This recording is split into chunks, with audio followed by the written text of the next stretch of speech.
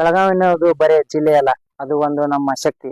ಆ ಶಕ್ತಿಯಲ್ಲಿ ಜನಿಸಿದಂತ ಕ್ರಾಂತಿವೀರ ಸಂಗೊಳ್ಳಿ ರಾಯಣ್ಣನ ನಾಡಿಗೆ ಇವತ್ತು ನಾವು ಬಂದಿದ್ದೇವೆ. ಬನ್ನಿ. నిశ్శబ్దం పగిలి ముక్కలవుతున్న భీకర దృశ్యం అలలెగసిన తడియాల గడి ఆగ్రహ తేజమై రూపుదాల్చిన సత్యం ఆగ్రహ పరాయణ దీక్షా పర్వం అహో ఆరంభం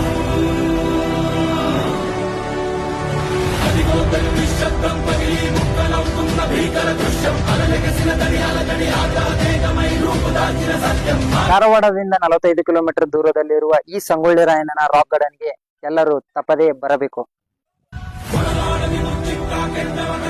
చిట్ట గండల ధీరా కనకడవను అని ముడియను కెరటి రోషమిచ్చిట్ట ఎంకర శూరా